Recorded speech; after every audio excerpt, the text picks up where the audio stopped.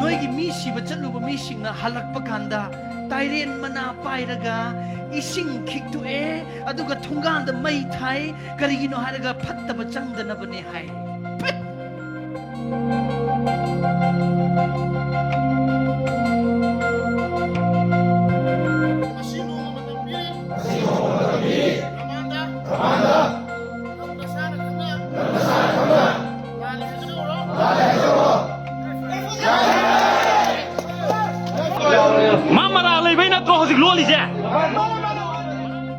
Mahako ayakna kaidong ngle matharoi MP oidrabasu yai wafam masi phagi tawudi khak oiroi pendaba amadi aswabu loyena hairak pasu oidna oigani ngasina su loidri ma magun khokese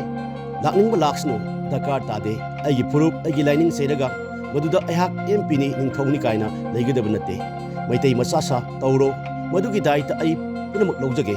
zenda ai lege sidi khangba ware ai wahai sing asi manipur ningthau su oiriba MP leisem basana jawbuna mahaki social media Facebook page da irakhiba wahai sing ni taseng namak wahai sing asi leisem basana jawbuna mahaki mobile phone da iba matamda sauningba amasung pendabana makut phawba thak thak ninglamgadaba mali taseng namak ehak isadi wahai sing asi parubada mitagi pi takhi isinda khangowduna haidoki as laksakhreda thongna leiba iramdam gidabak lepneba arambai tengoldi punna wasak lawmi nakre budo pakhak bugi mingkhai panduna ramanandana lale hayadrabadi kari karino tawgani haina punamaksin asina kari oirakpa masini hujik ekhoi manga tariba iramdam manipur tongan bakangluk purup kuthra gatruk omna punna khundaduna leiminariba lamdam amani asigumla purup kayana khunda leitaduna leiriba lamdam asida purup amana purup amabu hunduna ngangsakpa karen kathainaba usit thawoidaba utpa amadi purup amagi lining laishonbu lekhada chingthanaba hotnaba haibasi tasengnamak tahoidaba thabakni tawsu tawoidabani church amagi pastor oiba takhelamam ramananda kawmioi amana phongna kanglup purup amagi chanabibu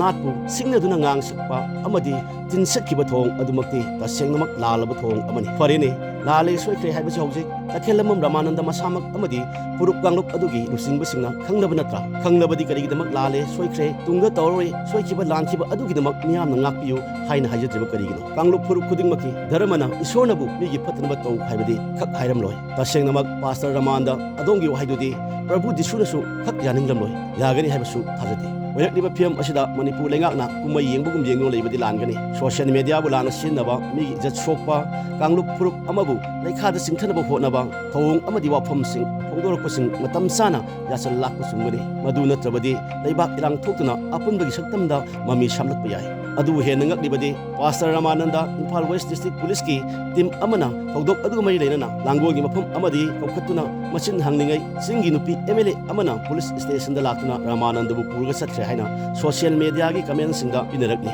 machine kadai phawo sumliba kadai phawuna laliba amaromda ngasi ayo masing yamlaba arambai tengon gi langmi singa Ramananda gi langona leiba bayum satuna mahak unana bu honaki adubu masadi leram khide unaba su phangkhide adubu Arambai tengona Ramananda masana sathikiba thong adu lale hajanaba ngasi nomoi matam pikre maduda Ramananda na sengdo uktabadi kamdoba wasidabu lenga gatugina leiba yaga dawribra singmai thana chak leba lanmai gi marina ayuk ki liklang haibi thogdo adudi tahaningde mairik pidagi maijawbi onjingai soikhibana soikhre lankhre hayenba sauriba kangbusin adubuna ngakpiru haiduna lenga na sangdainanaba athubuda honagadabani maduna tagana mara leiba sing khak ngakpiroi leibak asi losak palibak ni haiduna toina haikiba chief minister N Birena mara leire hairiba kanglup phuruk ki marakta khaibum tahanaba pu kam silaba misak adu khangnabrina yadi haiba khangnaba faduna logi matuk ina cherak pibadi kamdoba ekta haining lei noigi misi bacatluba misingna halakpa kanda tairen mana pairaga ising khiktu aduga thunganda mai thai karigino haraga phattaba changdanabane hai Musi sana ni hingin nasi hari di ko, aman wikai kulo bonceng ni, ko, imau itu punya tiga iman wajah lah. Ma Kristen lu aja sih, Kristen lu apa? Ma ramah takhil bom tapi maming tetap lah. Takhil masih kaya lu